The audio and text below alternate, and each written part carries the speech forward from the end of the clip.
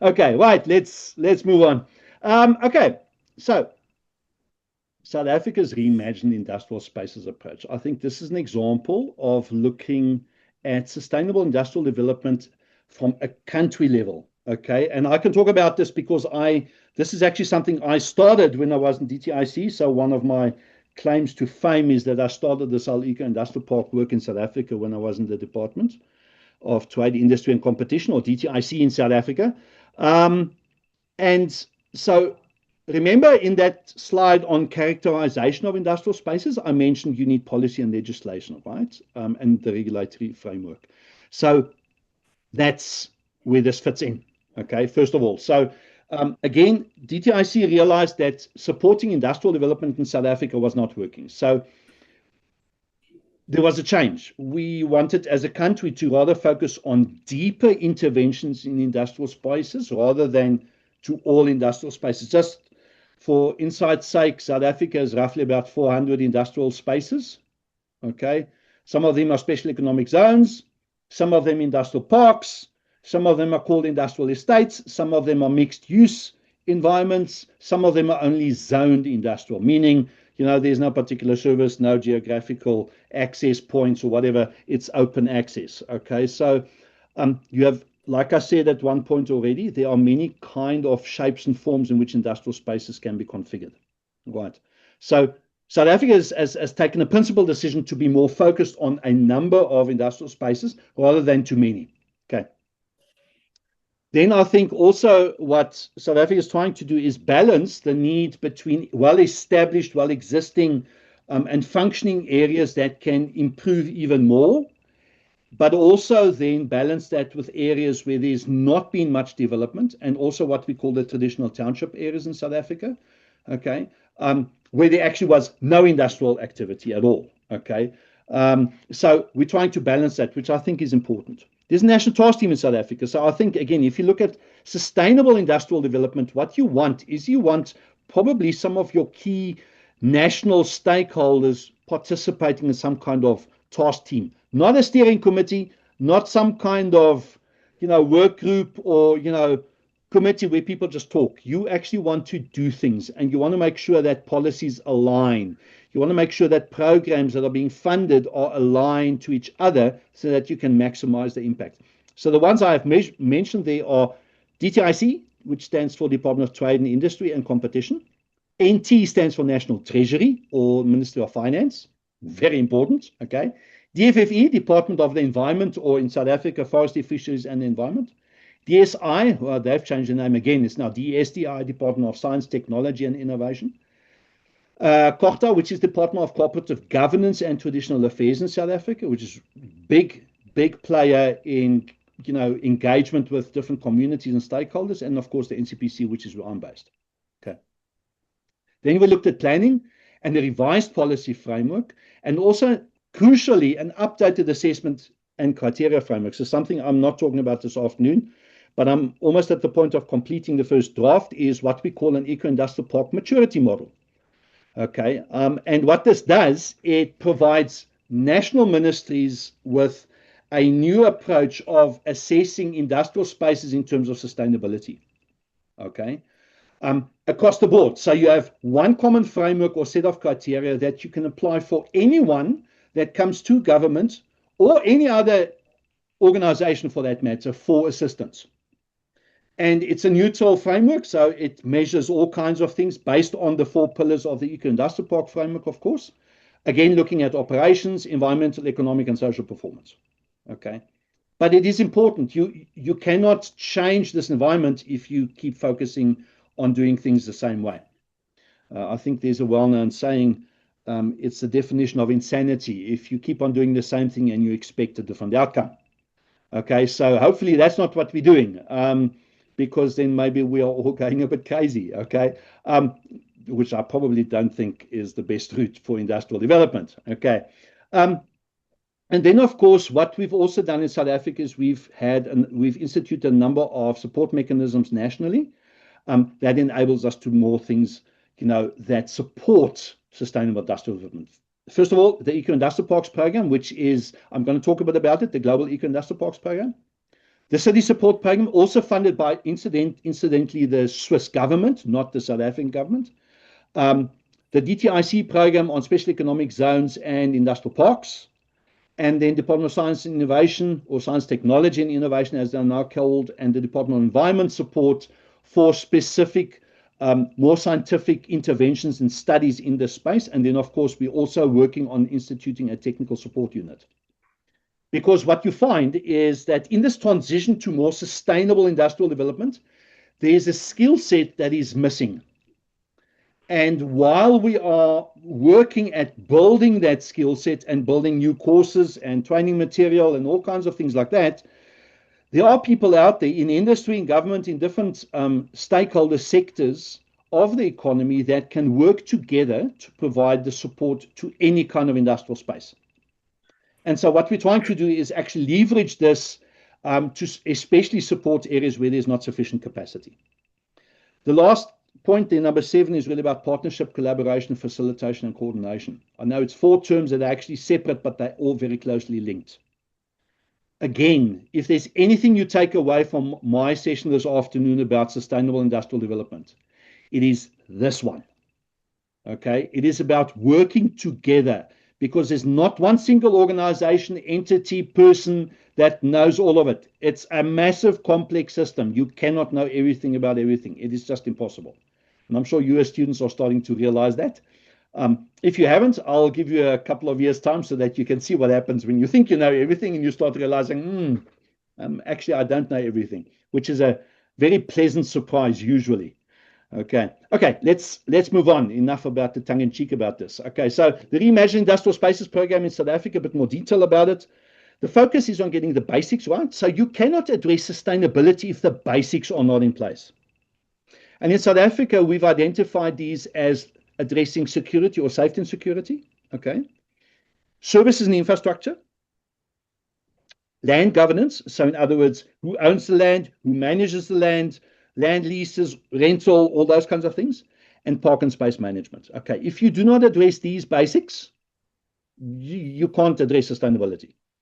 Okay, sustainability, while it's integrated, it cannot be a standalone. It has to be part of your planning, but it cannot come afterwards. You have to start with that. So when you tackle the basics, example, in South Africa, you're probably familiar with the fact that we've had huge electricity challenges for many years now. What has happened is that industry and also, residential areas in South Africa have moved at a large scale to solar PV installations. Just to give an idea, in between March and June last year, South Africa added roughly about 4.3 gigawatts of solar PV to the grid. Okay, and that was because of the challenges with electricity.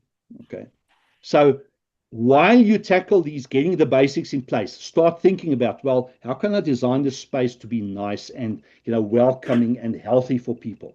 How can we introduce renewable energy? How can we look at water treatment? What can we do for natural habitats that we have in the environment, especially wetlands, which are so crucial for managing stormwater runoff, for example, okay, but also for biodiversity.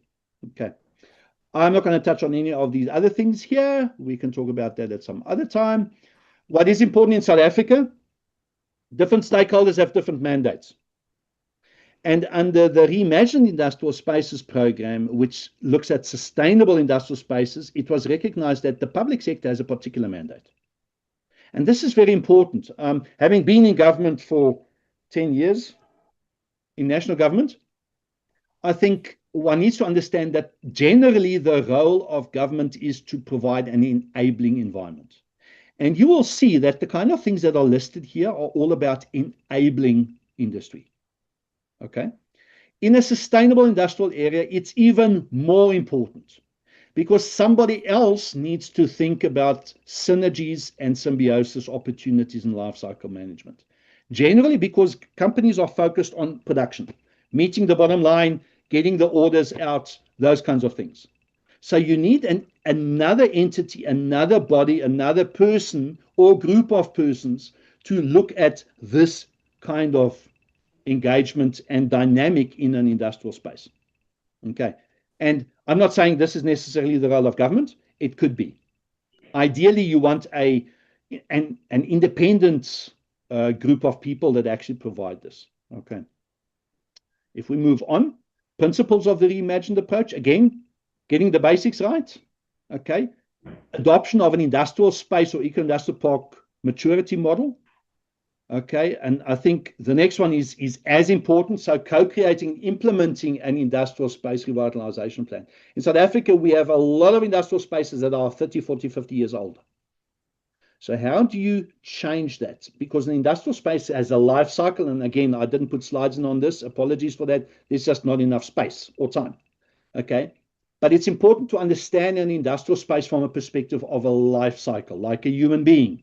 When it's small and it's a little baby, it needs a lot of help, and it takes a while to mature.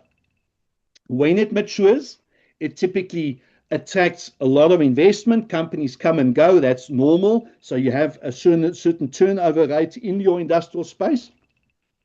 And then when it gets old and the infrastructure gets old, companies typically leave. But why? Because the infrastructure no longer functions sufficiently or dependently. Okay. So what you need is revitalizing the infrastructure. How do you upgrade buildings, piping, electrical infrastructure, roads, all these kinds of things? How do you change that? And you have to plan for that. You can't wait 50 years and then make a plan, which is kind of where South Africa finds itself now. We're now starting to realize, oops, we should have thought about this 15, maybe 20 years ago. Okay. Right, let's move on. Okay. Focus area of the reimagined approach in South Africa. So again, South Africa's approach to industrial spaces, we're trying to be very practical. So there's a city's industrial space revitalization process, which is through a city support program based in the National Treasury or Department of Finance. It's a sister program to the Global Eco-Industrial Parks program. That's my second example I'm going to talk about. Both of these are funded by the Swiss government through UNIDO, United Nations Industrial Development Organization. Okay, so we have to work together. Okay. Cross-border state-owned industrial parks in South Africa. What's happened here is we have a unique situation where we have 3 industrial parks that through the redraw of municipal and provincial boundaries in 1994 actually ended up being in one province, but actually managed by the province next door. And as you can imagine, this causes all kinds of challenges and complexities in service delivery. All right, so we have to address that, and we've included that in the program. And then, of course, what is crucial, if you want to turn around this environment, you want to make sure that you address already identified industrial spaces where other people are working. Okay, so the guiding framework, I think, for South Africa's approach to sustainable industrial spaces is looking at infrastructure investment. So electricity, water, roads, these kinds of things. Energy, of course, has a high focus. So renewable energy becomes really important. Okay.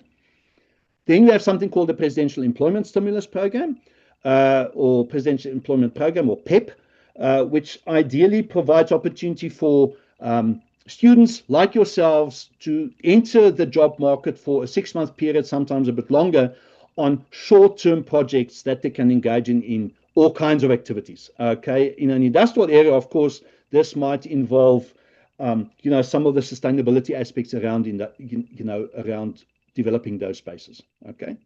Then, of course, we're focusing on strategic localization and export promotion. So you cannot run an economy only on domestic demand. You need export because you need foreign currency entering the country to grow your economy.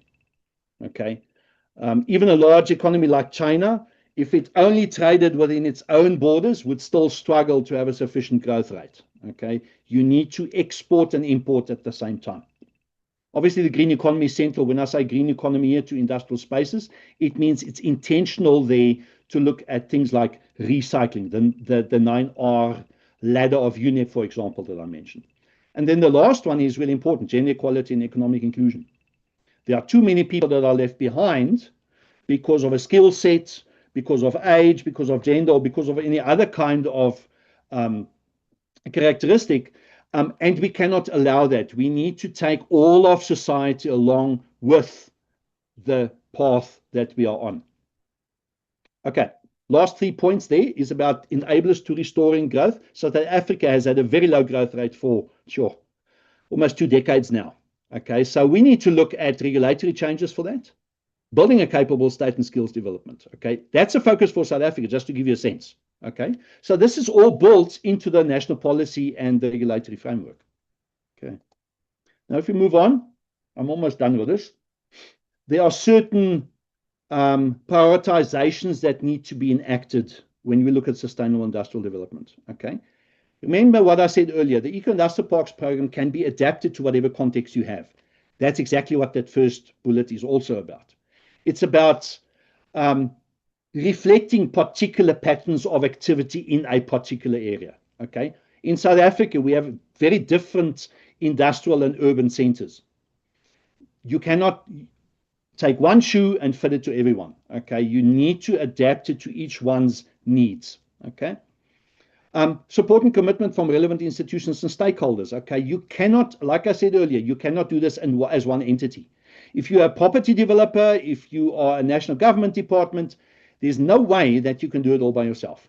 Okay, so you have to engage on these things in partnership, in collaboration.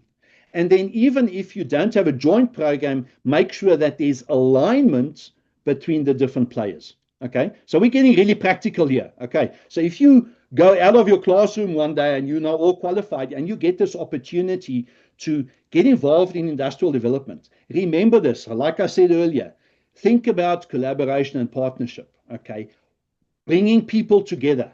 Okay, because that is what industrial development is about. It's never about one entity or one organization. I spoke about skills. I'm not going to talk about it again. Okay, critical for South Africa is we have a number of marginalized areas with very little support at the municipal level. How can we leverage, again, an industrial park as a catalyst to change that environment around? Okay, so with all the social agendas in the world, if you have no money, you can do nothing. And this is important to understand. Okay, if you don't generate economic activity alongside the social development agenda, you are doomed, because you are going to run out of money, and you cannot, no one in the world is going to give you money for free. You might be lucky and you might get a little bit. Okay, but the real money is always attached as a loan or some kind of debt structure. So you have to pay it back. You can only pay it back if there's sustainable, viable economic activity. So you have to make sure that when you address the social agenda, that you balance the economics. And because it's all about sustainability, what's the other pillar? Environment, right? So while you're balancing those, you have to make sure that you address the environmental restrictions. Okay, right. Let's move on. Like I said, I'm not going to talk about all of these. I want to touch on the Global Eco-Industrial Parks program as another example. So I have the benefit of running this program in South Africa, so I can tell you a lot about this. South Africa is one of 7 countries in the world participating in the Global Eco-Industrial Parks program. We joined a bit late, only in 2019, when the program, I think, started in 2017. We completed phase 1 only last year. And phase 2 has kicked off end of last year for South Africa. Okay, I'll tell you a bit more about what this entails shortly. So the Global Eco-Industrial Parks program is about, first of all, mainstreaming eco-industrial park approaches in policy, which is what we're doing, implementing the key concepts of sustainability in industrial spaces, and then developing tools and sharing lessons and knowledge all over the world. Okay, you see there are 6 countries up there, but the South African flag is not there because I'm from South Africa. Okay. Right, there we go. Okay, then if we move on, some of the work between 2012 and 2018 of some of the pilot projects, this is just for your reference. The impact on greenhouse gas saving, solid waste reduction, renewable energy and water, and so on, is just briefly listed here. You can go and have a look at that. Then the Global Eco-Industrial Parks program in South Africa for sustainable industrial development effectively is placed in the DTIC, so the Department of Trade, Industry and Competition. It is housed or located in 2 chief directorates, the one of industrial parks and the one on green economy. And of course, the program is managed by ourselves, the National Cleaner Production Center, which itself is a program of the DTIC. Okay. funded by the Swiss, as I said, and the activities we do typically involve assessments on RSCP. Okay, you all remember what RSCP stands for? I'll have a quiz at the end. Maybe that's what I should do. Okay, just to check whether you're all paying attention. Okay, ERP policy, awareness building. So we've grown the awareness massively. Just to give you an idea. So I started something called the ERP Roundtable in 2020. We started with 4 organizations and 12 people around the table. The ERP Roundtable now consists of in excess of 400 people and about 150 organizations, just to give you an idea. Okay, so that's a result of awareness and capacity building and so on. Of course, it's also about performance monitoring and benchmarking. Okay, so you want to measure performance and then providing technical support. Okay, I just put this slide together just to give a sense of what we've achieved so far. In phase 1, there were 3 industrial spaces involved in the Global Eco-Industrial Parks program. Based on the version 1 of the International Eco-Industrial Park framework, there were 51 indicators in version 1. In version 2, there are 64 indicators that we use to benchmark or measure performance. East London IDZ is a special economic zone in East London on the east coast of South Africa in the Eastern Cape. It's our top performing park as an eco-industrial park at the moment, and they improved from 80 to 82%. Putaditjaba, which is in the eastern part of the Free State province, which is the central province in South Africa, apart from Gauteng, where I'm based. Industrial park, which is a large textile cluster of about 29 companies, improved from 31 to 41%. And then Econdastro, which is very close to where I'm here in Pretoria, about 50 kilometers away, actually had no change. So you can see in some cases it has an impact, in some cases it might take longer to actually affect that impact. Okay. You can go and look at this as just some reference on what we've achieved. Okay. In phase 2, we have added now a number of additional industrial spaces. Okay. So Wadeville, which is in Johannesburg, Isitebe, which is in the KwaZulu-Natal province, just north of the city of Durban on the east coast as well. Atlanta Special Economic Zone is the second special economic zone that's part of this program, which is in the Western Cape, just north of, northwest of Cape Town. And then Highveld Industrial Park, which is about an hour's drive from where I am in Pretoria. Now, what are we doing in these parks? So I think this is probably a slide might be a bit too small for you, but I do believe you will get the slides afterwards. Okay, so you can go and have a look at it. But it gives you a sense on what are we doing. And I'm going to touch on some of the tools that are referred to in this slide. Okay. For a lot of these industrial spaces, for that transition to more or greater sustainability, you need to review your concept and your master planning approach and those documents that you have in place, if you have them at all. Okay. And you need to rethink how are you integrating sustainability into these spaces. Okay. For that, we have a number of tools. I've co-authored some of these. And like I said, the Eco-Industrial Parks maturity model is something that I've developed pretty much by myself. Okay, but it's taken me about 5 years. But hopefully one of these days I might be able to share that with you as well. Okay, so I want to get to some of the tools that we've used. Just before I get there, phase 2 of the Global Eco-Industrial Parks program still looks at policy. Okay. But it also looks at additional parks, so scaling out the eco-industrial park approach. And we look at, again, sharing lessons, knowledge, introducing finance. So green finance becomes really important. Green finance is a massive area that's grown tremendously over the last decade. So if some of you have a financial mind, you might consider getting involved in that aspect specifically. Really exciting space.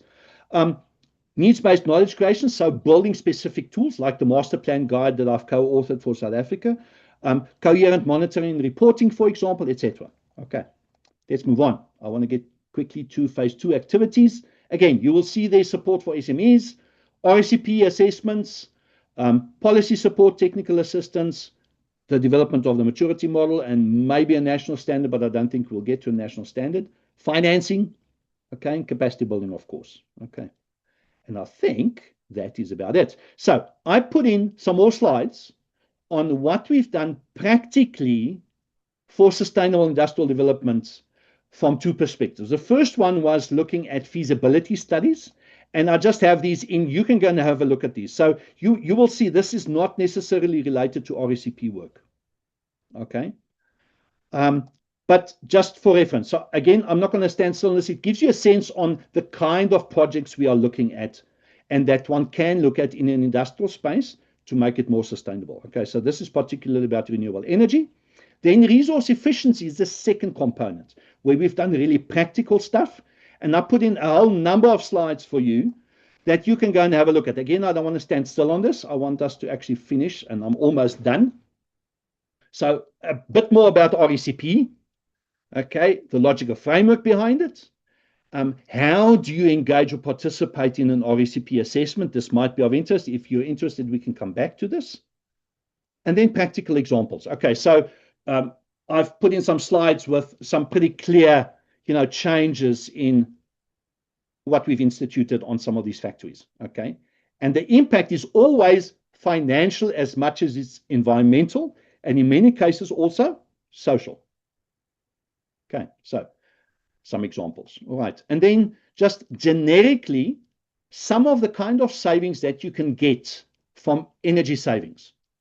Just to give you a sense, okay? A lot of people talk about these things, but then if you want to get a grip on, how you can change it, and I'm quickly going to tell you, I think this time, I'm sure Maret will stop me very quickly if I'm talking too long, okay? But a quick example of a company in the Western Cape that I was involved in about almost 10 years ago now. And over a space of 2 years, we assisted that company in reducing the electricity cost by 70%. 70, okay, through energy efficiency savings. All right, that is the impact. Okay, now electricity or energy usually, especially if it's a production company, so they produce stuff. And if you look at glass manufacturing, for example, it's even much higher. But typically, your energy costs are anything from about 30 to 50% of your total cost. Okay. So this really has a massive impact. So this slide just gives you some idea of the kind of savings and the payback involved in implementing changes. And then on water, something similar. Okay. Again, I'm not going to stand still on this. I think you'll get these more on waste. And then some more examples. So I have 2 slides here of eco-industrial park implementation all over the world. I did mention the Australian example earlier, Kwinana Industrial or Industries Council, which is in Australia. Our technical expert from UNIDO that is assigned to South Africa that we work with very much, and in fact, he was here for 2 weeks, leaving last week Friday. So I had a ball of a time with him again, as usual. But he actually worked in Kwinana, and Kwinana is a great example of a heavy industrial area. Really, I mean, this is really heavy. Go and Google it, okay? It's a couple of 1,000 hectares in size, so it's really big, okay? And it was very polluting in the 60s and 70s. And because of that, the community started protesting. There was all kinds of things going on that, made it difficult for industry to continue growing and actually operating. What did they do? They realized they have to change how they operate, become more environmentally friendly, which is important, of course, and engage with the community. And today, if you go onto the website, you will actually see, what they've done. I mean, they have programs for students from school. They try and build a pipeline of potential employees for the park. There's a number of community engagements that are being planned and that, companies are engaged in, etc. So it shows you over time how that can change. And remember, I said 1960s, 70s, okay? So this space, I think, was established in the late 1950s. It's been around for a very long time, okay? But you can see how you can change that dynamic. And then I think what we have there at the bottom is I did mention Kalundborg. I did correct myself earlier when I said it was in Sweden. It's in Denmark, of course. Again, designed from scratch for industrial symbiosis or synergy, okay? Very different model to what you'll find in many other industrial spaces, like, for example, the PIMSA model at the bottom in Colombia, okay, where it's an established area, but you need to try and then change the clustering of different industry clusters so that you can have shared facilities. Example, if you look at Europe, for example, and especially in France, there are a number of industrial areas where there's very high chemical production. Okay. Chemical companies need pressurized air, they need oxygen, they need nitrogen, they need CO2. Okay. They need all kinds of stuff. And they generally don't source this themselves. So in that case, what an industrial space does is it provides all of these gases, okay, under certain pressure, and it gets paid for it, okay. Now, what becomes important from a sustainable development perspective is obviously, if you have a chemical cluster, you need to be very sensitive to the environment and need to have a much more aggressive approach to how do you regenerate and keep the environment healthy around that space, okay. If you're interested, we can come back to some of these examples. There's some more examples. And there's your Thule there in the middle of a photo doing a workshop in Wadeville on master planning. Okay, so again, this is just some examples on master plan, concept planning that we've done in a number of industrial spaces all over the world. Me being one of them, but obviously a number of other colleagues.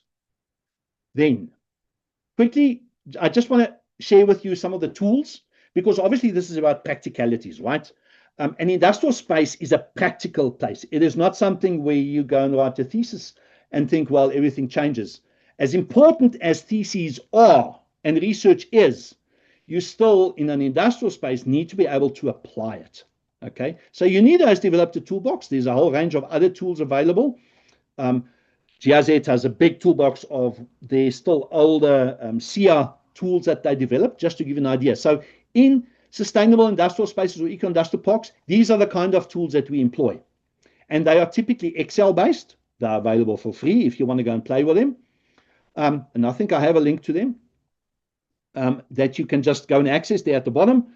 And you can download them and go and play with them. Okay, but I think the two ones I just quickly want to talk about, if you talk about industrial development from a sustainability angle, I think I mentioned this already, is the concept of master planning. Okay, so I'm just quickly going to touch on them, just to give you an idea how practical it becomes. Okay, so when you start looking at concept planning, you go through a number of steps that we've put together as a collective community of practice consisting of experts all over the world that guide anyone that wants to establish or develop or manage or operate a sustainable industrial area or an eco-industrial park. Okay, so concept planning typically is your first step. So you want to have a concept of what it is that you have. Is it a brownfield versus a greenfield area? What kind of resources do you have? Where do you see yourself in 50 years' time? All these kinds of things feed into your concept planning. And it is important to review that regularly. You can't do it once off and then forget about it. Okay? If I move on, this is just a slide showing you what the slide looks like. And this is an example of what we did in East London. Okay, the East London IDZ, which is a special economic zone I mentioned earlier. So your concept plan might end up looking something like that. Okay, again, I'm not going to go into the detail, but it gives you a sense of high level what it is about. And then master planning, similar tool. Okay, again, what is a master plan? And I think the next slide is actually no, it isn't. I actually didn't take that slide in, about the difference between master plan and concept planning. But master planning really is a step-by-step guide. Those of you who've heard of the Deming cycle, plan, do, check, act. Okay, I don't know if you're familiar with that. You will recognize those 4 steps here, or those 4 phases. Okay, so you prepare for master planning. What are the inputs? Then you develop your master plan for a particular industrial space. Okay, then you implement it, of course. And then you review and update. Okay, so it's a continuous cycle. It never stops. Okay, just to give you an idea, that the kind of stuff I'm talking about, as nice as it sounds, this is what the master plan typically might look like. It's not airy-fairy. These are real practical things. And here's an example of the master plan for Atlanta Special Economic Zone for you to go and have a look at. And then also for Budari again in Australia, which is another industrial area in the north. Okay, again, just to give you a sense of how important master planning is. All right. Then we have a master plan review tool as well. So if you have a master plan already, how do you go through the process of assessing, where it's at, where are the gaps, where are opportunities for improvement? Why? You remember why? Because it's about continuous improvement, right? Yeah. Okay. Good. Let's see. I think, yeah. Okay. This is just a link to more green economy tools, okay, that you might find interesting. And I think we're almost done, Marit. So, yeah, let me end with this. And maybe, I don't know if you can read them, okay, but I think maybe a crucial question here is, if we have the solutions as humanity, why are we not implementing them? Okay, this is an important question because it's actually a loaded question, okay? There's a lot of answers to that, right? Second one, current complexity and the extent of challenges faced by humanity on this planet today requires us to reevaluate our decision-making paradigms and our values. However, I find that not many people actually engage on this topic. Okay, what's the definition of insanity? Keep on doing the same thing, expecting a different result. Okay. Third one there, the way we do things no longer works. Who's experienced that? Okay. So we need to find a better way of doing it. There's always a better way. Okay. Second last one, consumerism is unsustainable, and the notion of growth needs to be re-examined. This is something very, very dear to my heart. A lot of people talk about growth and development. I think that we have reached a stage in humanity's existence where growth and development no longer is viable. Okay? Because we're going to run out of resources very quickly. We cannot continue thinking about growing and developing. We now have to enter into a different mindset, a different phase of doing things. And then the last one, how do we coordinate and collaborate better? Okay, I think crucial one there is it's all about the heart. Okay, it really is about your heart. Where is your heart at about these things? Okay, and I think a lot of people struggle with this. Right, questions and discussions. Mr. Wisdom, would you help us facilitate the question in the classroom? If any student has a question, can come on the camera like we did. Oh, they are all baffled. I see that. I see very puzzled faces, very worried faces. Or give us a question. Give us a question to discuss. Then I think from there we can pick from. Okay. Here's a question. For them to discuss here. Here's a question. How do you do, or how do you implement sustainable industrial development if you have no resources?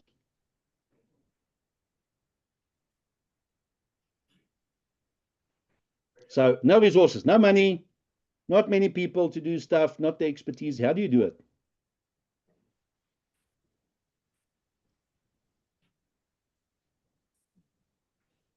Too difficult a question. No. Let's give them a minute. Mr. Wisdom, let me know if you're with us, if they got the question.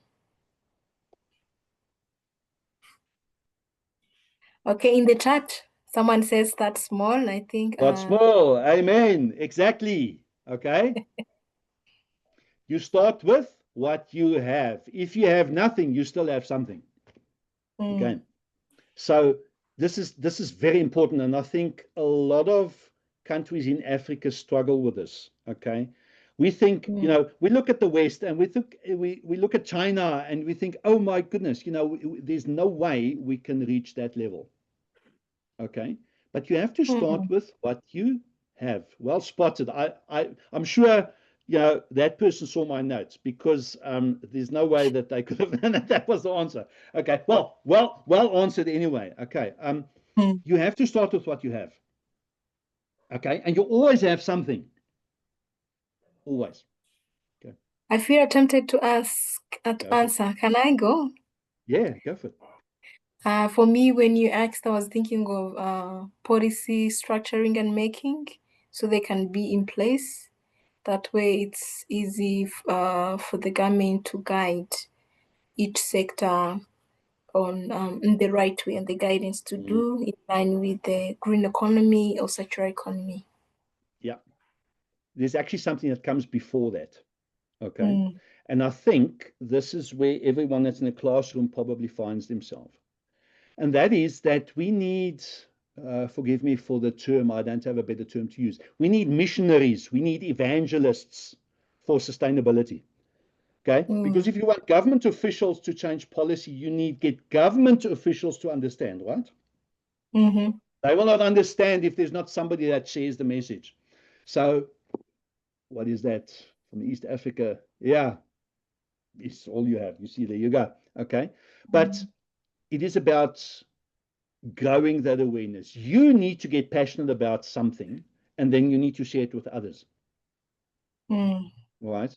And you're right, Deanne, you know, policy, absolutely, we need that in place.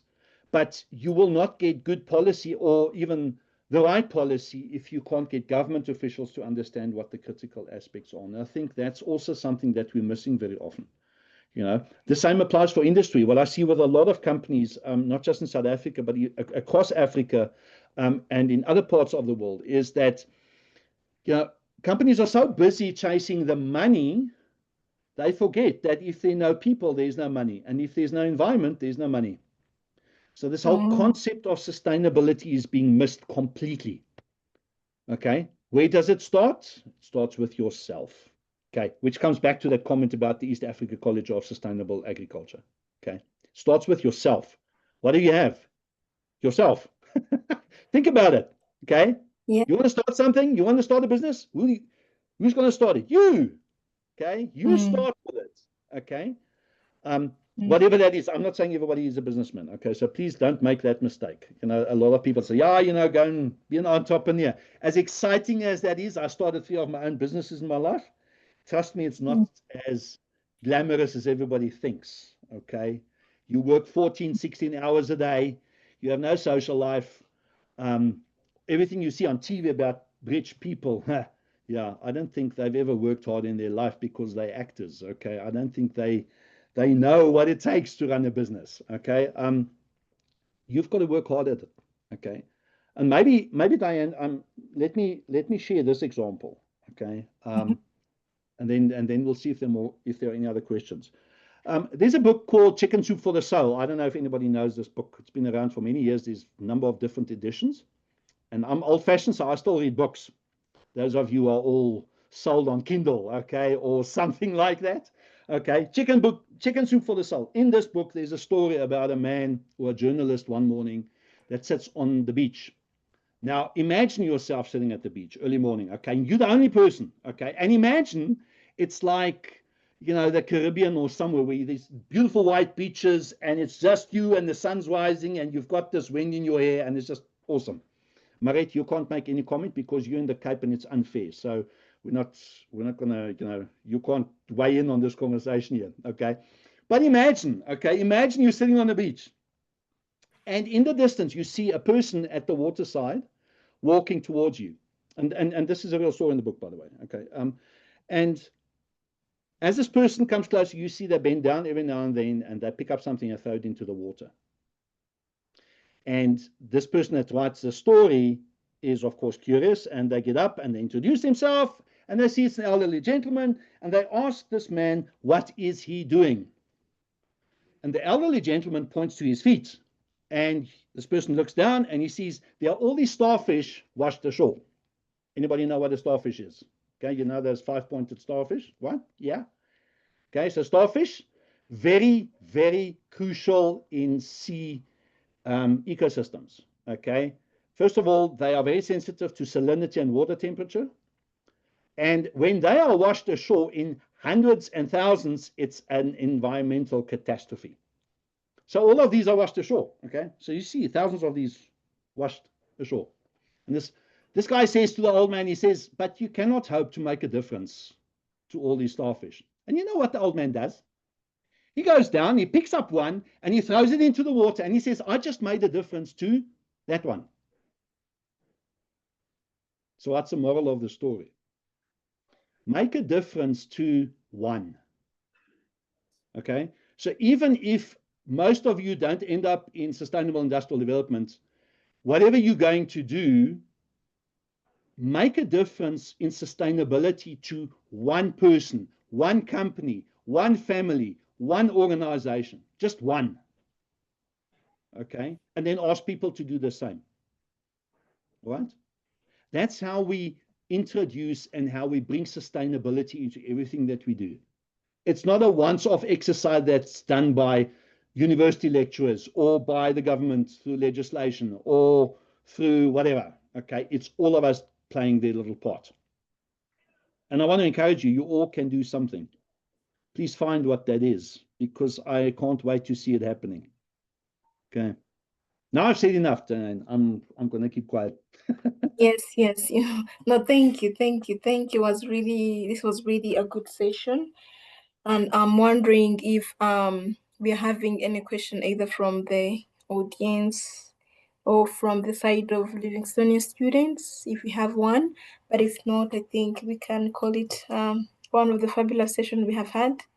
A lot to understand about circular economy, and I think it's a really I don't want to call it hard, but it's not a popular concept, but I think it's Yeah, it worth is. it to be discussed for better sustainability of our nature, or of our environment, of the world in general. Thank you so much, Ben. It was really lovely to host you, and we hope to see you in some other sessions again.